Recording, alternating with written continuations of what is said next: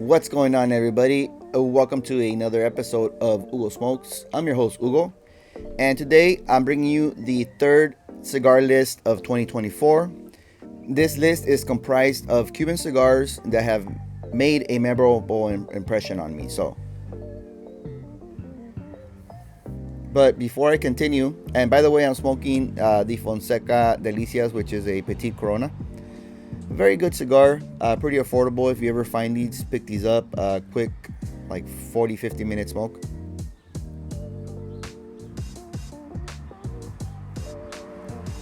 Which I am actually reviewing simultaneously. So, quick disclaimer before I get started. Don't know the box dates on these cigars because some of them were gifted to me. Most of them I bought, but I do a poor job of taking pictures or getting the information down from the cigars. I just kind of want to try them, and further down the line, once I'm ready to make an actual box purchase, obviously the boxes are marked with the dates on the bottom. So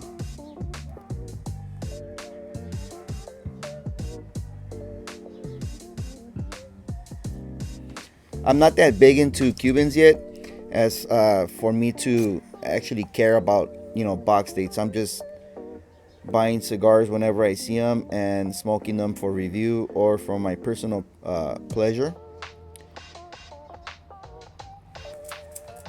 And another disclaimer is that I'm not a professional. I don't consider myself a connoisseur of Cuban cigars. However, I do feel that the profiles are very different and non-comparable to New Worlds. So that's why I put together a separate list for Cuban cigars. Having said that, like my buddy Cigar Side Chats Felipe said, I'm not here to fight, I'm not here to argue. If you like Cubans, you're watching this video, or you support my channel in one way or another. And I'm just a guy behind the camera smoking a cigar and describing what I'm experiencing. So, with that said and out of the way,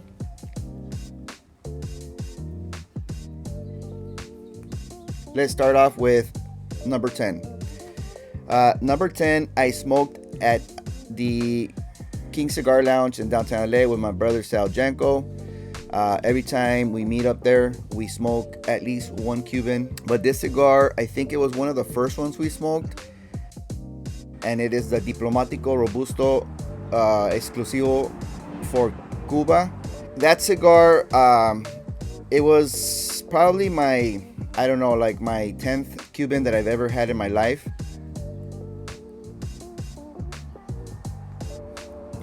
And I was used to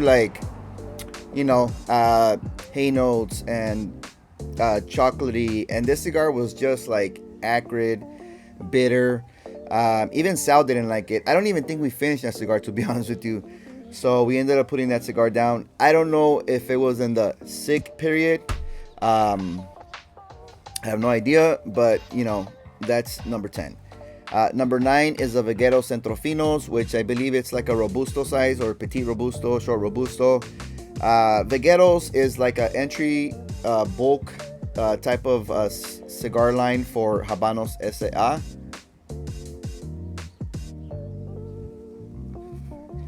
So the profile on those cigars are a little bit more aggressive in my opinion. But nonetheless, you do get the nuances from the more premium Cubans, but just not as pronounced. Number 8 would be the Partagas number 3 Maduro, which is a Robusto, I believe, Robusto Extra. I smoked that cigar for my birthday this year. I was holding on to that cigar for at least a year and a half. Bought it at one of the Casa de Lavanos. Very different cigar profile than your typical Cuban cigars. You know what? I don't want to say typical Cuban cigars because it's a definition that's misused constantly and repeatedly. Everybody thinks that Cuban cigars are super mild. They're not a lot of them are mild. So I take that back. It's just a very unique profile. At number 7 is the H. Upmann Royal Robusto.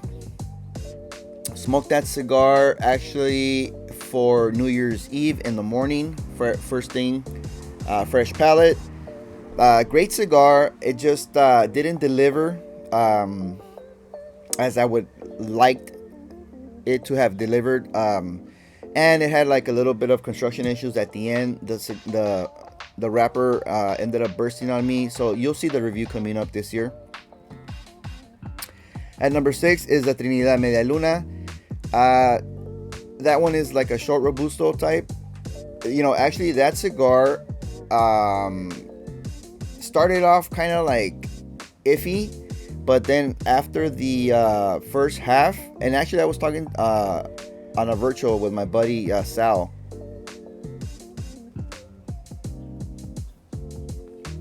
and that guy smoked Cuban cigars for a long time, right? So he was actually I was describing the experience, and he's like, no man, it doesn't sound like that's a Trinidad.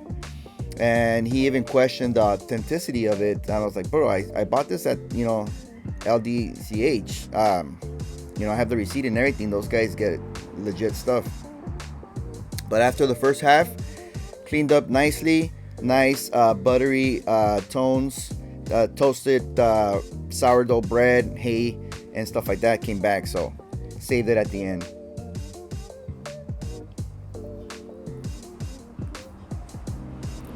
At number 5 is the Partagas D4, a staple in the Cuban cigar catalog.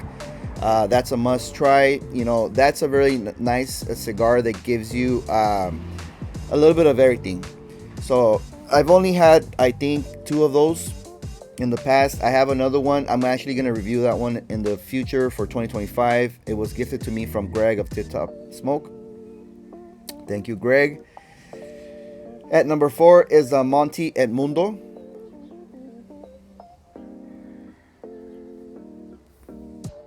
That again is like Robusto size. And that's one of the cigars in which I can use as an example to prove that not all Cuban cigars are mild and sweet or whatever. That cigar for me packs a punch. Even the Coronas, it's got like dark cocoa, earth. I even get like a lot of spice on it on the retrohale. So for me, that cigar is a little bit more on the bolder side. At number 3 is a cigar that was on a few of the other content creators' lists for 2024. It's an exceptional cigar. If you ever see this cigar, pick it up no matter what the box date is on it.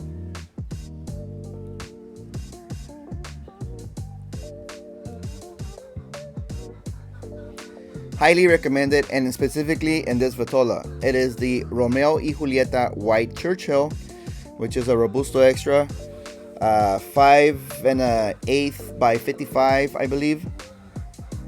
Superb cigar. You get citrus, you get toastiness. You might even get like a sugar cane / brown sugar sweetness on it, depending on your palate. But just an overall very, very exceptional cigar. On that one for sure, you want to smoke it with at least 2 to 3 years on age on it. So that's kind of like the consensus that we agreed on with the other fellow cigar smokers.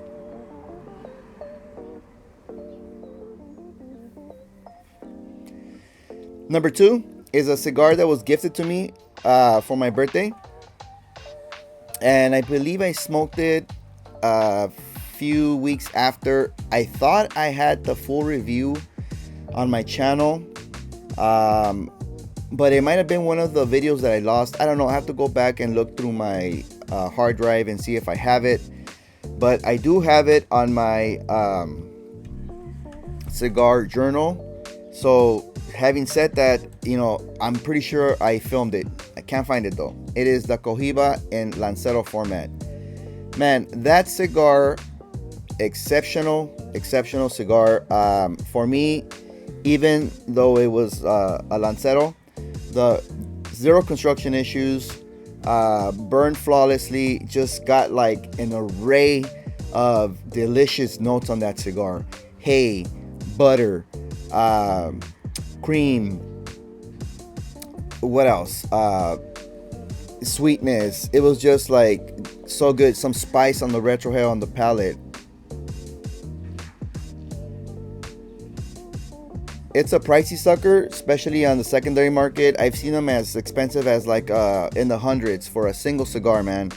So be careful on that. I think ideally a fair price is somewhere in the $60 to $70 range. It's expensive, man, but it's definitely worth the price of admission, in my opinion.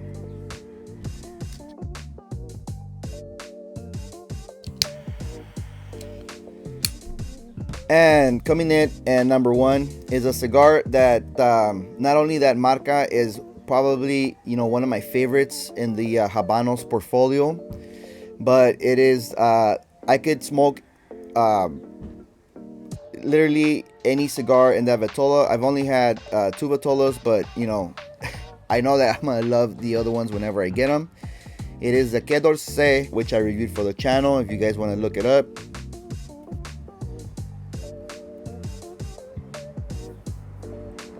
I bought that cigar together with the Partagas Maduro, and I was holding on to it for the same amount of time, but I smoked that cigar this year finally, and man, was I happy that I smoked it. It's a cigar that that just delivers, man. You know, that one's really creamy, really buttery. It's got lots of hay notes, herbalness, some citrus and white pepper spice on it. The retrohale is exceptional. On the palate, it's superb.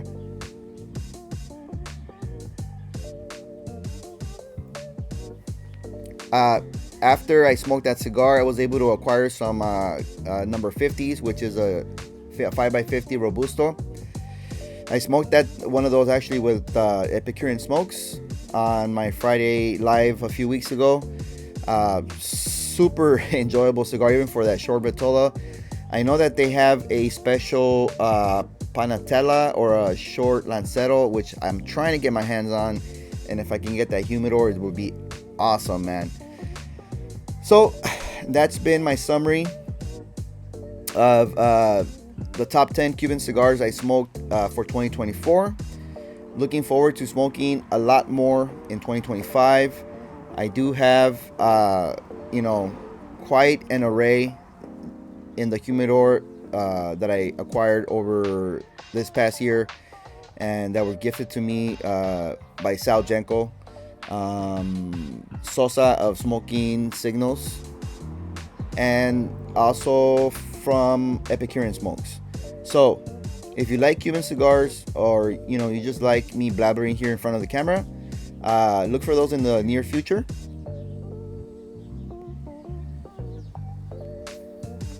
And I really do thank you all for the continued support on my channel. I really do appreciate it. You know, this is something that I started just because I was off on Fridays, and you know, I needed to find something to do with my spare Friday time, you know. So I started filming, and then shortly after that I started my Friday morning lives, which I have so much fun, you know, chit-chatting with everybody in the cigar community. It's really something that gives me lots of energy and lots of will for me to continue searching for cigars and continue making content for not only you know, the viewers, but for myself as well, because at the end of the day, this is just a journal for me, you know what I'm saying?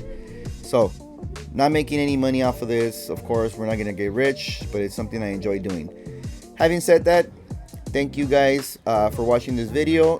Please like, you know, not only this video, but like the videos of other people that you watch, please, because it helps the algorithm.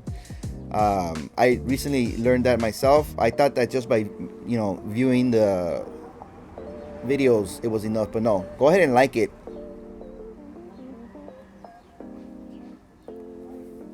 And a little life hack.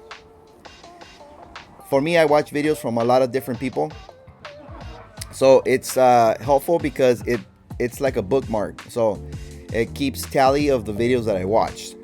So, you know, you can use that for yourself too. It's a nice technique. All right, guys, I'm done talking here. Don't forget to comment, like, and subscribe, and I'll catch you guys on the next one.